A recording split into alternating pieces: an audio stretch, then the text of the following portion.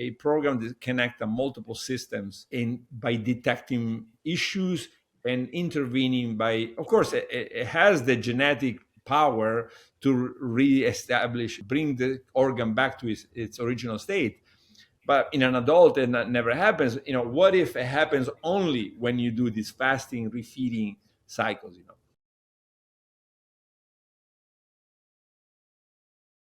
Welcome back to another episode of the Peak Performance Life podcast. Today, we have a very special guest. He is really a pioneer in the industry. His name is Dr. Valter Longo, and he is the Edna M. Professor of Gerontology and Biological Sciences and Director of the Longevity Institute at the University of Southern California.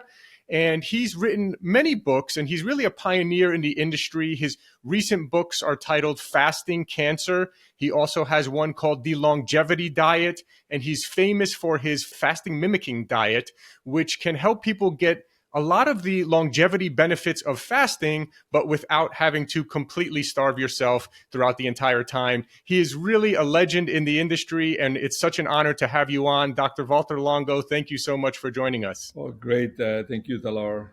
Happy to be here. All right. Well, why don't we start with a little background of how did you get interested in doing the work that you're so famous for today? I've always, I was actually a music student in Texas in my first year, and then I decided that I wanted to study aging, and so starting my sophomore year, that's all I've ever done. I looked for aging researchers in Texas that were working on aging, and then that's all I've ever done since I was my second year in college. Then luckily I moved to UCLA and Los Angeles and worked with Roy Walford, one of the world. At the time, he was the leading figure in the planet for nutrition and longevity. So yeah, I had great teachers and collaborators. And since 1988, right? So yeah. Amazing. And so over the years, I know you've done a lot of studies like on mice and other things. Can you tell us what are some of the most interesting things that you found in your studies in this field? Yeah, so I actually started with people and Roy Walford, right? He was a medical doctor at UCLA. And then I moved back to bacteria and yeast, right? And the reasoning was that I wanted to know, how do you reprogram an organism to live a lot longer, right? So then in yeast, we were able to genetically modify the yeast in a combination of two mutations, one in the protein pathway, one in the sugar pathway, and then fasting made them live 10 times longer, right? So then, that was very important because it set very early in the early 90s, it set the stage for me to understand this is real, right? So we can make an organism live 10 times longer by a combination of fasting and genetic mutation in nutrition response pathways.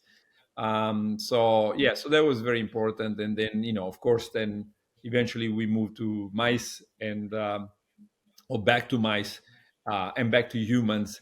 And now I think we've done, I helped many universities carry over, I think, 40 clinical trials, and many more are ongoing. So yeah, great. That I think that it worked out. And I also think that it was good to start a company that, I donate everything to charity, but I did start a company, and the company has been really fundamental in supporting the universities doing the clinical trials. Without the company, I think not supporting in the sense that they give them money, but they give them the product and all the logistical support, so that that made it possible. Interesting. Yeah, tell us more about that. What does the company provide? Yeah, the company is El Nutra, and the company, it makes the fasting mimicking diet, the kit, and so so the company has been there since 2009, believe it or not, and one of its, at least from my side. I mean, I'm speaking as a professor, not as somebody, as a founder, but from my side is without the company being able to not only send the fasting mimicking diet to the hospitals and send it on time and support them with all of that, but also develop, in many cases, develop new fasting mimicking diets. So, for example, we're now we have groups asking us for variation on the cancer fasting mimicking diet. We're thinking we're helping hospitals do a kidney disease fasting mimicking diet. So in each case, there are changes or big changes. We did one for Alzheimer, and that had big changes because people who have Alzheimer's or mild cognitive impairment are much older. So there was like a daily supplement that would be given to people together with the fasting mimicking diet. And so again, I get criticized because of the company, but without the company, I think a lot of the great work that many universities have done would never have been done. Yeah. I think it's great to have the company alongside as well.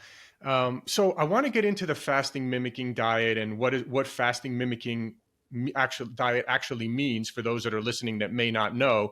But when you first saw this research that fasting can increase lifespan potentially 10x, that was in mice, I assume, right? No, there was in yeast, right? Yeah, mice. Oh, in yeast.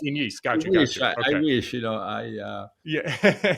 If we can Yeah. So, if somebody can make a mouse live 10 times longer, that would be a good one, But yeah, that would be really good, right? Yeah. Okay. So that was in yeast. Okay, good clarification there. And when you saw that, then you said, oh, must be the same for mice or humans. Did you start fasting yourself? What kind of, when you first started discovering this, before you created the fasting mimicking diet, what was your mindset like and what were you doing then? yeah, so I mean, Walford was the world leading figure in calorie restriction, right? So he was fasting himself. In fact, when I joined his lab, he was not in the lab at UCLA. He was in Biosphere 2 in Arizona. So he had locked himself up with other 7 people, and they did the first human calorie restriction study. And so calorie restriction Mm, refers to a severe restriction below the normal calorie intake, right? So if you take somebody that has a normal weight, normal calorie intake, and then you cut it by 20, 25, 30%, that's calorie restriction. And so he started the first human study in 1991 on calorie restriction. And so I think that that was so I was exposed to that. And then I was starving bacteria, and bacteria were living a lot longer. And then I was starving yeast, and yeast were living a lot longer. And then this 10x lifespan extension. Yeah, so I think that from all kinds of direction, it came the idea that this has got something so powerful that it's difficult to match with anything that I've seen. I mean, I could have done anything. I mean, I really, it was back in the early 90s, aging was not, I mean, it was not a field, right? People were making fun of us. I remember one time I was talking to a molecular biologist. It was probably like early 2000, and he's laughing. And so there was a journal that I'm part of, that I was a editor of. It's called Aging Cell. It was a really good journal, and he was making fun of the. He didn't know that I was one of the editors, right, the section editors, and he's making fun of. This is early 2000. People are still making fun of the aging field, right? So not anymore, right? So things have changed, right. but just to tell you that back in those days, aging was not a popular thing. But yeah, I could have picked anything in the aging field, and I think, to me, this restriction, but especially fasting. I mean, the observation with Walford and with people that were already doing the calorie restriction studies was that, okay, so this is can be very effective in mice, can be very effective in rats, and can be very effective in a lot of organisms if you keep starving, chronically, right? But then I thought, who's gonna do this? This is like not possible, right? And then, of course, Walford, when he was doing that on himself, he lost a lot of muscle, he lost a lot of weight. So it just seemed like something that brought a lot of positive and a lot of negative. So I started thinking since then, since the early 90s, like, is it possible to intervene just once in a while? And is it possible that once in a while intervention is as good or better than the continuous, very difficult calorie restriction intervention, right? So, yeah, so I think that's where it all came from, putting all this together, seeing the power, but then finding a way that, you know, if you look at the monkey calorie restriction study, right, this is something that went on for 30 years. Another student of Walford did, Richard Weindruck, carried that out. And if you look at the results, it's just unbelievable, right? Cancer is cut by 50%. Lifespan is extended in the monkeys. Cancer is cut by 50%. Cardiovascular disease by 20 to 30%. And insulin resistance or diabetes goes from 60% to 5%, right? So this would be, if you could bring that to medicine, right, you will have revolutionized medicine more than anything in history, right? Yeah. But hey, nobody wants to do or can do calorie restriction. And so how do you get all these effects, all these remarkable effects of calorie restriction without having to make people calorie restrict and without bringing the problems of calorie restriction? So that's always been my focus. Yeah, that's fascinating. With the monkey study that you just spoke about, how many like what was it, 50% of their normal calories the monkeys were doing? Were they fasting completely for days at a No, time? they What were was not the fasting. deal? This was like a chronic, lifelong 25% calorie restriction, right? So the Yeah. controls were eating, like at least at the University of Wisconsin, the control were eating a normal calorie Western diet, Western-like diet, and the calorie restricted were eating the same Western diet, 25% calories restricted, 25% calorie restricted. Just alone, not changing any of the food, Right. just 25% less calories and seeing huge benefits. Yeah. Right. That's interesting. Yeah, Okay, so then now now we the think about idea, of course, Walford and Weinbrook and Rose Anderson and others that are doing this, the idea is not that Western diet is good for you. Of course, Walford was preaching a vegan and very different diet plus calorie restriction, but the monkey study was just focused on what if you remove everything else, if you just restrict calories, what happens? Yeah, interesting, interesting. And so then now we think about like, okay, how does that translate to humans? And it's actually quite interesting because we've had actually many guests on here that talk about, it could be dangerous to drastically cut calories for an extended period of time. I'm not talking about maybe for just a few, 1 week or a few days, but some people say, well, if you start cutting calories too long, you can mess up your metabolism, you can lose muscle, you can do all these other sorts of problems, things like that.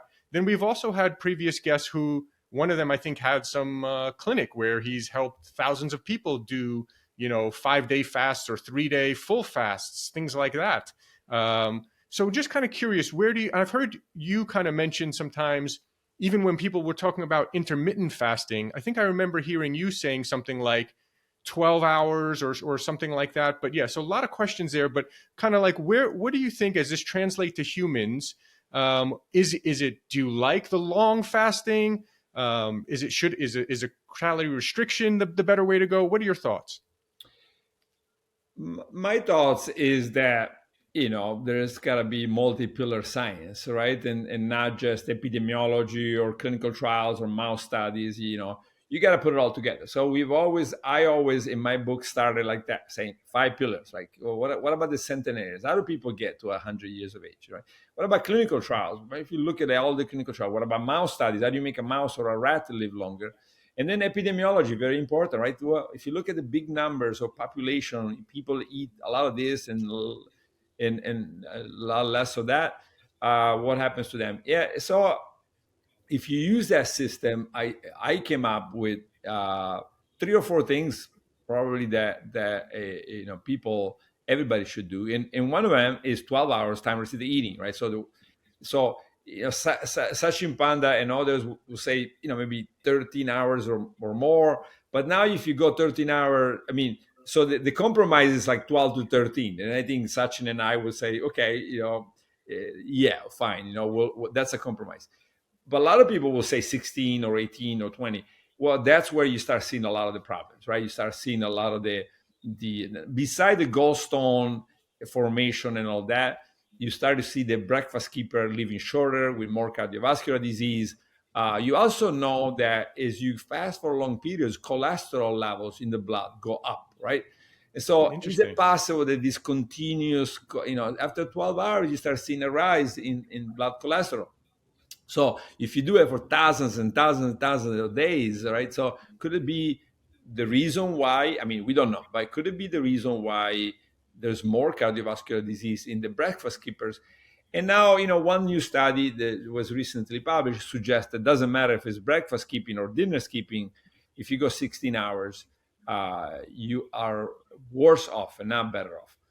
Wow. Yeah. So then, if you look at the science, and that's one, right? So if you look at the science of longer fasting, well, this idea of doing 2 or 3 weeks or 1 month of fasting and people feel better, a okay, it's been done for a long time, but the science is very limited. And it's also the biggest problem with this very long fasting is that it's looking at acutely, right? You can't do that, right? I mean, I've been saying that for a long time, but I'm sorry, you can't do that, right? You have to say Right. what happens, so you could cure something or you can improve something in the clinic. But then if somebody, goes away and that comes back, um, so, for example, if somebody comes to a clinic, spends a month of fasting, and then loses 50 pounds, and a year later 95% of those that lost 50 pounds come back and have gained it all back, it was much better that that person never did that, right? So this is actually being published, right? This yo-yo. So yeah, I'm saying Mm. let's bring the science to it and say, well, what happens when you go home, right? And yeah, so this is where the fasting mimicking that comes from. Say, okay, lots of trials, some of them long term, 6 months, 12 months long, and looking not only what happens after, but looking only sometimes at what happens after. We don't even care what happens after 5 days, right? I mean, yeah, it's nice for science, but it's not important for the patient. We always say 7 to 10 days later or 3 months later, where are you? Now, yeah, if three, 1 week later and 3 months later you're doing better or much better, then it's successful.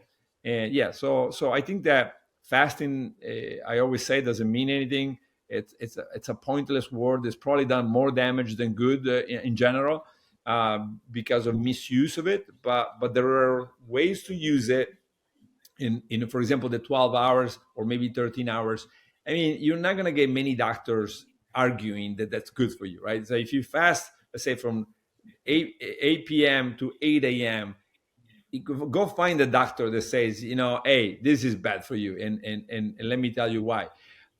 It'd be very difficult. So good, right? That's a good addition to somebody's toolkit. And then the FMD, let's say, done 3 times a year on average. So if you're diabetic, you may do it 12 times and on year one and 6 times on year two. But in general, I would say, 3 cycles of the FMD. It's a vegan diet. It's a very healthy composition of the diet, and then it has these fasting mimicking properties, and at least 750 or so calories. So I would say, yeah, maybe there'd be more doctors arguing against it, but in general, doctor will say if you only do it 3 times a year, so 15 days out of the year, that seems to be also, you know, very safe, and difficult to argue that a vegan diet for 15 days a year is going to harm someone.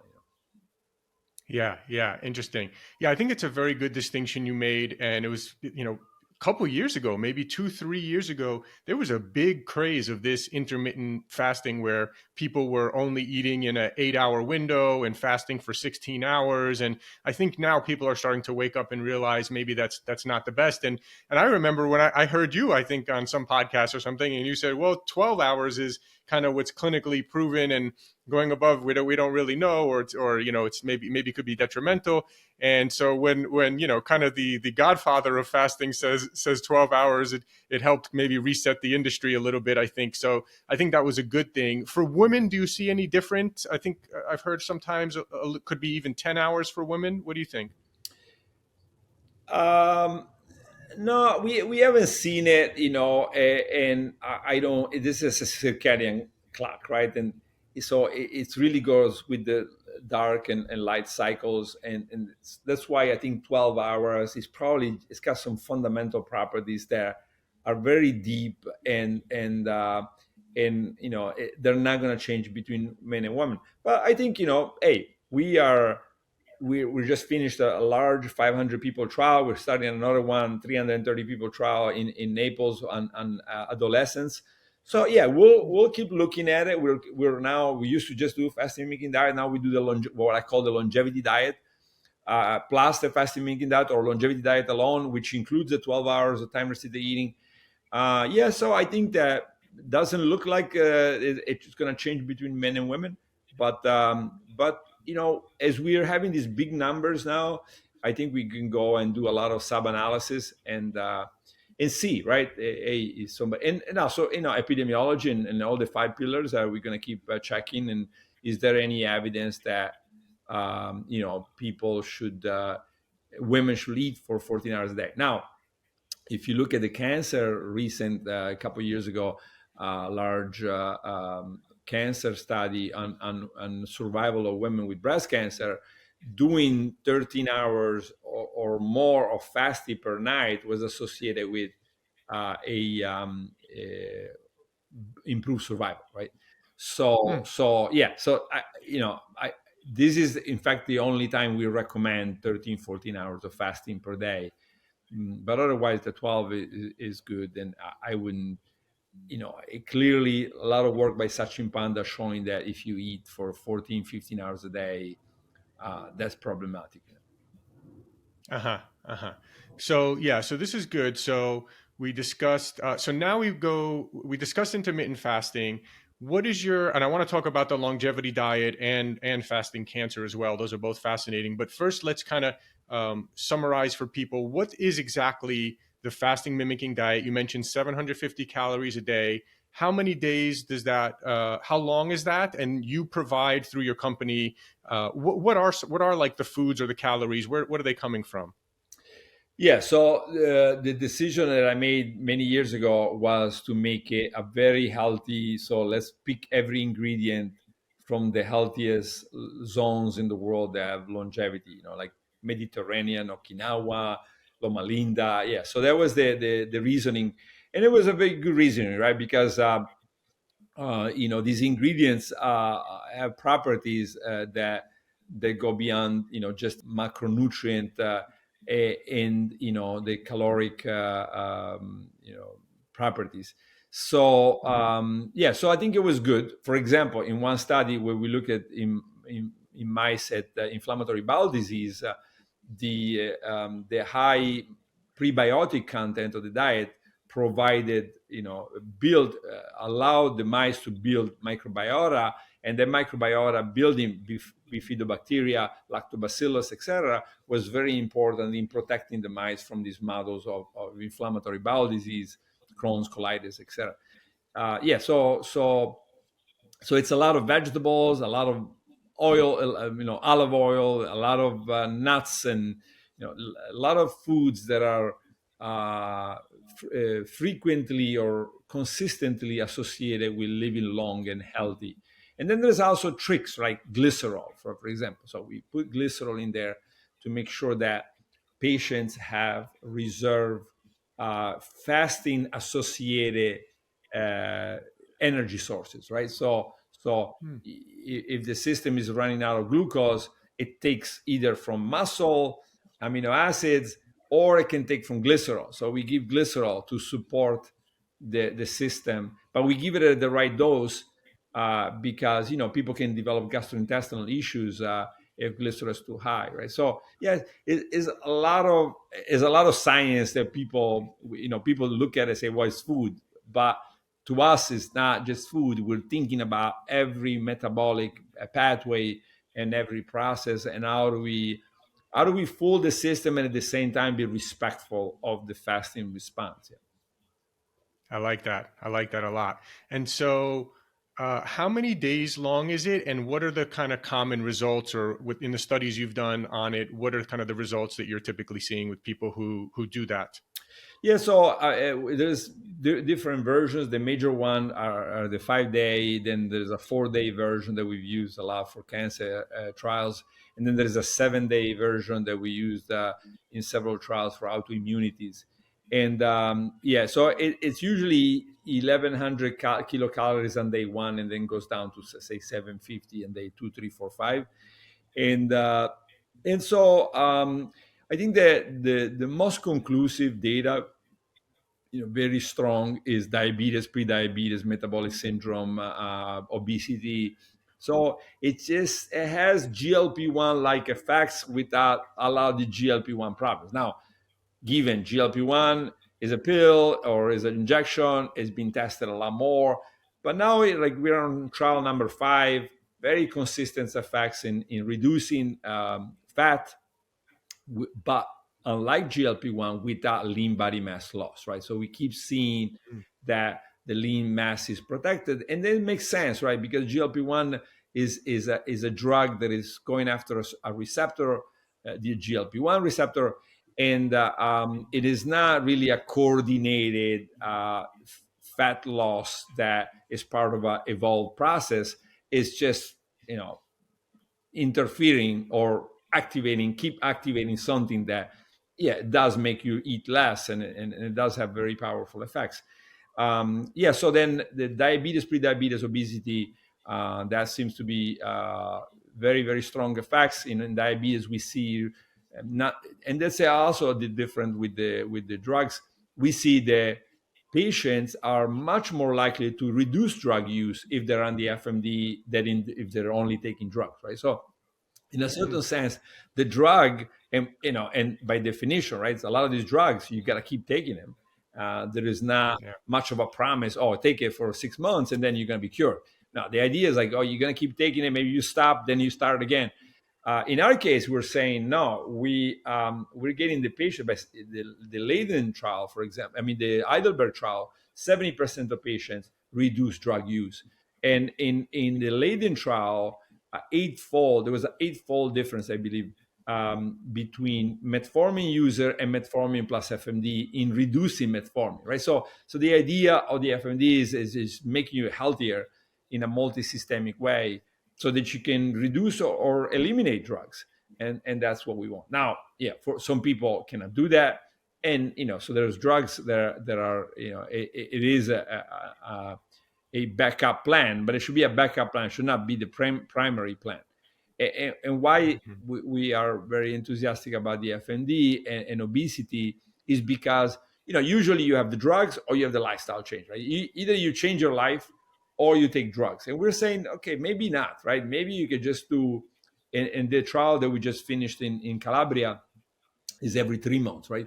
You do the 5 days fasting mimicking diet every 3 months. So what about that, right? Is it possible that you can just do it every 3 or 4 months, and then the rest of the time we don't tell you what to do? So I mean, in mice we published that in 2022, I think, or 21. So we gave mice the worst diet, like Western, high fat, high sugar, high calorie, and the mice become huge, right? But if to the same mice and the same diet, 5 days a month, you switch them to the FMD, it just eliminates basically all the problems, from cholesterol to heart damage to the obesity, so to the insulin resistance. So really remarkable. We did not expect that. Right? We thought, well, we're going to get halfway, right? So we give mice a terrible diet for 25 days a month, and then you give them a FMD for 5 days a month. And we're going to see something in between. How can 5 days counterbalance 25 days, right? But no, it all went away, right? So really, Wow. and we're not advertising that people should have a terrible diet, but say, great, we preach the longevity diet, super healthy. But reality is, a lot of people cannot do that, and so you can't keep saying, oh, but okay, either you do exactly what I tell you every day, or you got inject yourself with lots of drugs. Yeah, so I think it's in between alternative. That's amazing. So yeah, before we move on to the longevity diet and fasting cancer, why don't you tell people where can they get that fasting mimicking diet? And so the average kind of somewhat healthy person or average person, you would recommend doing the 5-day fasting mimicking diet, like maybe once a quarter, 4 times a year, something like that? Yeah, I would say 3 times a year, right? And Yeah. you can easily find it. I cannot talk about names or advertise anything, but I say, yeah, 3 times a year for the average person that is healthy. And then a diabetic, talk to your doctor. Some doctors may say, yeah, no, take drugs. Say, okay, no. Yeah, I would say, yeah, if you fail with the FMD, yeah, then take drugs. But try the FMD first, and the hope is that makes you healthier. In fact, we know that now it lowers cholesterol, it lowers blood pressure, it lowers inflammation, so it's got a systemic effect, and in making you, and we publish actually 2.5 years reduced biological age after 3 cycles of the FMD, right? So I think that, Wow. and none of these, by the way, were paid by the company, right? All of these studies were independent university studies. Most of them I didn't run, and so I think that it's real. It's real effects, and it's very powerful. And yeah, so now, of course, University of Miami had a very nice study on colitis. Stanford is going to publish soon one on Crohn's. Lots of trials on autoimmunity is very, very promising, and there's going to be more, maybe 2 or 3 more publications in the next 12 months on this. So yeah, so we're excited about also the autoimmunity. Cancer is looking very good, right? Many trials that have been carried out, and particularly triple negative metastatic breast cancer. The trials look very, very promising, particularly the one by Vernieri at the National Cancer Institute in Milan, Italy. So yeah, so cancer is another good one, and yeah, so we'll see for other uses, but it's definitely been a good start. Yeah. Yeah, yeah, it makes sense. And I mean, part of me wonders, is it just kind of like removing all the garbage that people normally eat in their diet and then just replacing it with something healthy there as well? But let's talk about your longevity diet. So what is now that's one that's not just for fasting. It includes, you said, a 12-hour kind of window where you are kind of fasting maybe every night from 7 p.m. to 7 a.m. or 8 p.m. to 8 a.m. But what's included in the longevity diet? What have you found there that's help people? Yeah, sorry.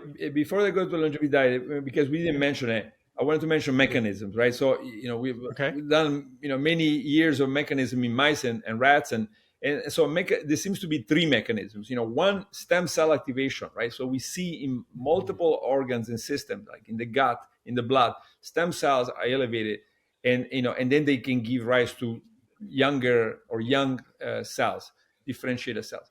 The other one is cellular reprogramming, right? So these Yamanaka factors, these cellular reprogramming factors, are turned on differently in different cells. So we looked at the pancreas, we look at the muscle, we looked at the kidney, the brain. So we see in lots of different systems induction or increase in this embryonic developmental gene set.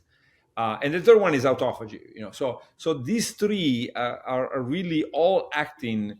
By the time you get the fasting mimicking diet, all 3 are acting, and that's why we see all these effects. And I just wanted to mention that. Yeah, Yeah. that makes a lot of sense. Yeah, that makes a lot of sense. And yeah, the stem cell activation and the things like that. And that's why it's having kind of more long-term benefits. It's almost like you're doing a detox for your organs, your brain, almost every part of your body is getting a kind of a detox and a refresh. And that is going to help you longevity long-term. Yeah, detox, but also true regeneration. Because if you look at our latest paper, which was rats and people in the kidney, it's really remarkable. We take a toxin and we damage the rat kidney, in a very long term, and you see the landscape, the transcription, what's called transcription landscape, completely disrupted, right? Meaning that everything is messed up now in the kidney, right? So then we start the fasting mimicking diet, and you see that this, what we call special transcriptomics. You see this transcriptional landscape going back to its original state. Right? It's Wow. really remarkable. And together with that, right? So it just knows exactly. So it just became young again, right? And or certainly it took back. It went from this complete disruption to back to exactly where it should be, and functional, right? And with that, when you look at the cells and what's happening, you see these embryonic developmental genes, right? The same genes that are turned on when the rat is first born. So it's not cleansing, right? It's really resetting restarting the developmental program, and using the developmental program to fix problems, right? All kinds of problems. We saw it in the pancreas when we disrupted beta cell production. We see it in the kidney. So we keep seeing it everywhere. So it's probably like a program that connects multiple systems by detecting issues and intervening by, of course, it has the genetic power to reestablish, bring the organ back to its original state. But in an adult, and that never happens. What if it happens only when you do these fasting, refeeding cycles? Amazing. Amazing. Okay, let's talk a little bit about what is your Yeah, so the longevity longevity diet. diet? Yeah, so you were asking. Yeah. Yeah, so the longevity Yeah. diet is basically, again, looking at all kinds of pillars and looking at epidemiology and mouse studies and monkey studies, et cetera, and say, what is it? So we talk about Mediterranean diet and the Okinawa diet. I mean, there's a lot of diets out there, and diet in the scientific sense, and not in the weight loss sense, right? So what do you eat all day that could make you live a long time? And so, yeah, so I think that the longevity diet learns from all of these and comes up with a common denominator. So what is it that everybody, all these different diets agree is beneficial for you, right? So yeah, it's a high legume, a high vegetable, a high nut, a high olive oil. So it's got a lot of similarities with the Mediterranean diet, but it's got a lot of difference, right? It's not a high fruit. It pays attention to inflammatory fruits and vegetables, and it pays attention to levels, and pays attention to what I call the 5 Ps. In Italian, it's 5 Ps: pasta, pane, pizza, patate. So bread, pasta, pizza, potatoes, and proteins, right? So the longevity diet looks at the Mediterranean diet, but again, looks at also Okinawans. Why are Okinawans so long lived? Why are Japanese being number one in life expectancy, and why did the Italians lose a lot of slots in the life expectancy ranking, right? So it's looking at all of that, say probably these are kind of like the 12 hours and the 16 hours. Yeah, 16 hours of fasting is going to be more effective. But why do we see these problems? And maybe could we have a compromise and do 12 hours? Yeah. So the longevity diet is the same way. It says, okay, yeah, maybe having a high protein diet can make you more muscular a little bit, but it's clearly associated with lots of problems, right? So we are going to bring it back down to what's reasonable for people, and make it, maybe 2 to 1, like it used to be, plant protein versus animal protein, and optimize the level of IGF-1 and optimize the level of insulin, etc., so that somebody can be strong or relatively strong, and it's a compromise, right? But living long and healthy, right? So the most people don't realize, for example, Southern Europeans are relatively frail compared to Northern Europeans and Central Europeans, but they live longer and they live healthier, right? And so Mm. then the question is, and that's where the longevity diet is trying to address: how do you get it all? Maybe you're not going to get it all perfect. You're not going to have somebody very muscular and long lived and no diseases, but let's make him first long live and no disease, and then as muscular as possible, right? And as strong as possible, right? That's what longevity diet is addressing. Amazing. Yeah, it's very interesting. I will say there's two parts of I guess, the longevity diet that might differ from many of the guests that we've had on this podcast. And me personally, I had an experience, it was about 12 years ago now, where I had massive pain and inflammation, and I kind of eliminated that really in my fingers, arms, wrist, or, everything. But I was at the time experimenting with a vegan diet, but I was doing it all wrong. I was, going to Subway and ordering a foot-long sandwich with a little bit of vegetables, but I'm really just eating a whole loaf of bread, and I was getting very inflamed. And so when I went paleo and went kind of lower carb and was kind of aware of things that might cause inflammation in my body, and went kind of like higher protein, higher healthy fat with like olive oils and things like that, I'd like nuts and things like that I do fine with, but definitely eliminating a lot of the grains I felt helped me personally. So I would say two things that I would say the common many of our guests would probably differ with, or maybe debate you about. One would be the legumes, as some people say legumes can cause gut issues or the lectins or these kind of things. And the other would be the low protein, because the assumption I think would be that if you're eating lower protein, you're going to have to eat more carbs to kind of get the same caloric intake. What are your thoughts about those kind of 2 points there? Yeah, so the legumes, I would say that obviously it's not very important the issues that you have temporary. Important is if those issues continue, right? So the microbiota has to change. So anybody that has never had legumes, as you get exposed, you're going to have problems. But do the problems go away in 2 to 3 months? And then are you, healthier? Yeah. So I would say that's a good way to start. And then yeah, if the problems continue, then yeah, that's not for you, right? Then the legumes are not for you. And it's not just legumes. It could be tomatoes, it could be eggplant, it could Right. be, it's a long list of ingredients of foods that are problematic to a lot of people. Yeah. So yeah. And then the protein level, I mean, again, we can use one pillar science, right? So, yeah. So Mm-hmm. if you look around the world for people that live along, like the Okinawans, right, used to have 39 grams per day Wow. of vegan proteins. 39 grams. That's it, They didn't and eat a lot of fish what's in that? Japan. Don't they? Do they eat a lot of fish over there though? No, they not historically. Even Japanese did not eat a lot of fish, right? And Okinawans ate no fish, almost at all, right? Very little Wow. part of their diet came from fish. And same for the southern Italians. There was not a lot of there's not a lot of fish consumption, with some exception, like people in Salerno, where Ansel Keys first defined the Mediterranean diet. So yeah. So the issue is, like, if you look around the world, whether it's a traditional Japanese diet and traditional Okinawan diet, traditional Mediterranean diet, all the ones. Forget the blue zones. Like, let's say, we don't even talk about small zones. Let's just talk about the country of Japan or the country of Italy, right? So the ones that have consistently have, uh, you know, uh, top life expectancy in the world had low protein diets, right? And the mice, if you want to make a mouse live longer, low protein diet.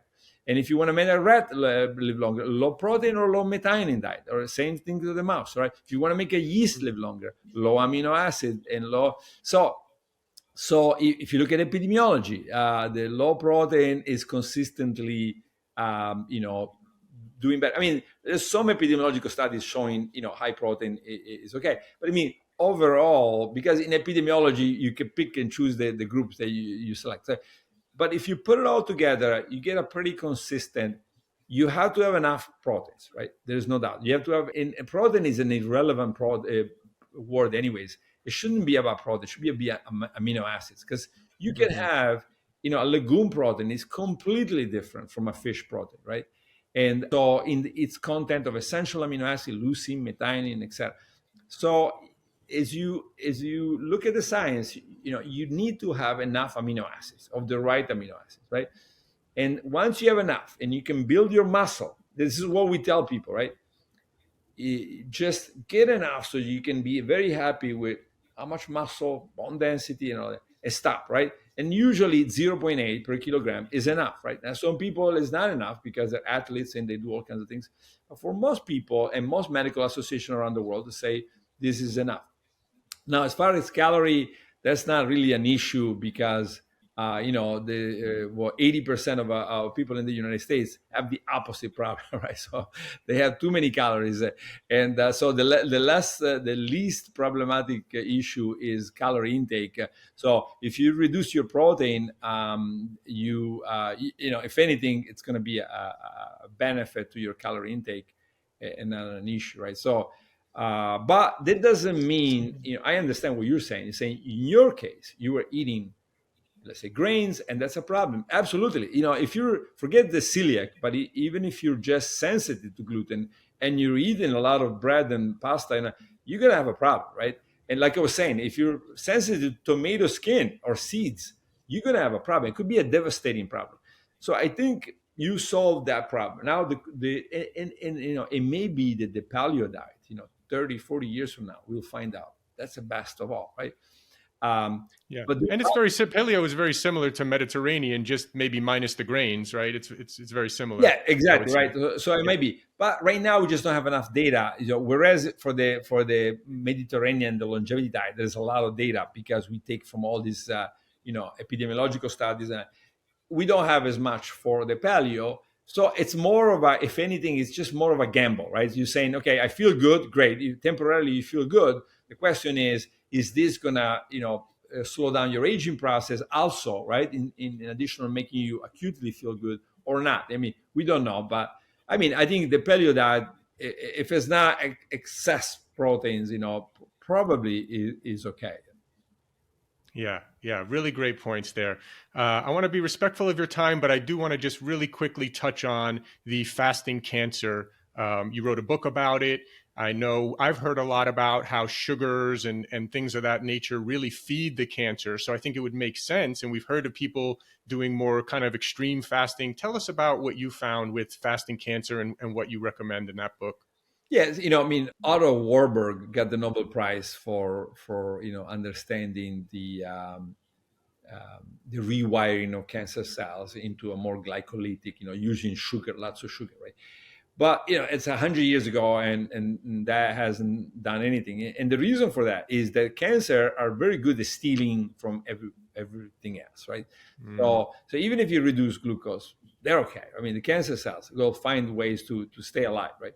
So yeah, so I think that fasting cancer, the book is really about using fasting and fasting mimicking diet is a tool to understand the molecular mechanisms of cancer survival and then kill them all, right? So that's the idea, right? It's not that, I mean, with the exception of a few tumors where like some lymphomas and some tumors and leukemias, we see the fasting alone being very effective in keeping, at least in keeping the markers in check. So that we follow lots of patients that never had to get chemo because they use the longevity diet and the fasting making diet to keep the leukemia cells in check. Yeah, but with a few exceptions, I think most of the times it's a combination, like standard of care therapy plus fasting. So fasting in mice, in rats, and in lots of systems is clearly making the therapy work better, right? And so whether it's immunotherapy or chemotherapy or radiotherapy or kinase inhibitor or hormone therapy. So yeah, so I think that's what a lot of clinics are doing now in the hospitals. They're combining the FMD fasting mimicking diet with the standard of care, and looks very promising. As I was saying earlier, right? They now, let's say, chemo plus FMD, 4 year survival or so is almost doubled in women with triple negative breast cancer. Small trial, early trials. We need the bigger trials, and unfortunately, it's not easy in this world of drugs. It's not easy to get funding for big trials. It's okay, you can get funding for small trials, but the conclusive trials, we've tried. In fact, we tried several times with some of the best hospitals in the United States, in the world: MD Anderson, Mayo Clinic, UCSF, Cleveland Clinic. I put everybody together. We applied together for fasting mimicking diet plus hormone therapy. We never got funded. So yeah, people should really complain about that because by now we will have been done with that trial. Who knows? It could be that it will have made the standard of care therapy better. yeah. Yeah, well, thank you so much for the work you're doing. It's been an honor to have you on this show, Dr. Longo. If people want to learn more from you, find you, follow you, where can they do that? I think it's Professor Valter Longo on Instagram. I forget, yeah. So it should be easy to find Professor Valter Longo Instagram, yeah. or Facebook. Yeah, so those are the two.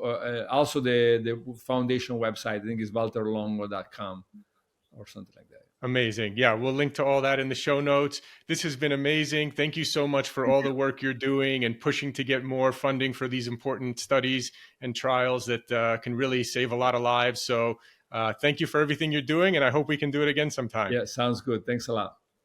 Thank you. Thank you for listening. If you enjoyed this episode, it would really mean a lot to me if you would forward this episode along to any friends, family members, anyone that you think that would get value out of it and learn something important. The mission at Peak Performance is to help people prioritize and transform their health. And so if you think someone will get value, please, please, please do forward this episode along to them.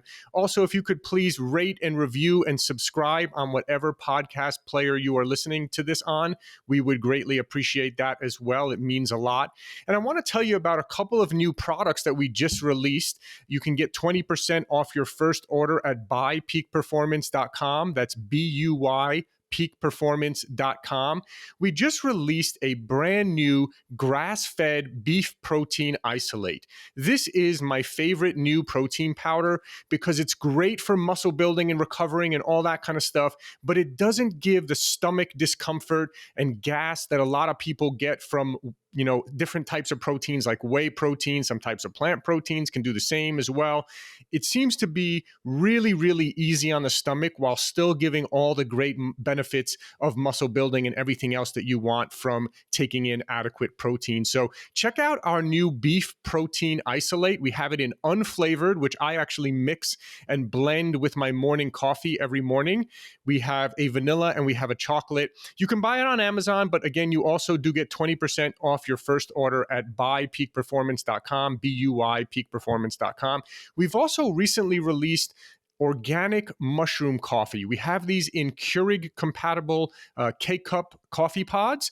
We have organic mushroom coffee with lion's mane, reishi, cordyceps, turkey tail, and chaga mushrooms blended with the high altitude organic coffee that we've been using and that we've been famous for years. So that's been a big hit, that one as well. You can get on our website or Amazon, any of our products.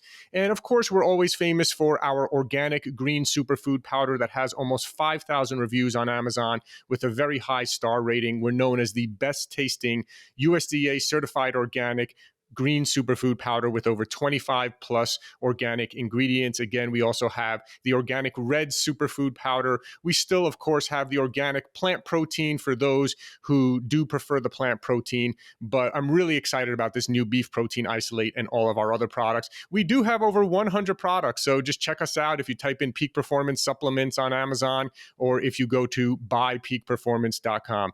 Thank you so much, and we'll talk to you again soon.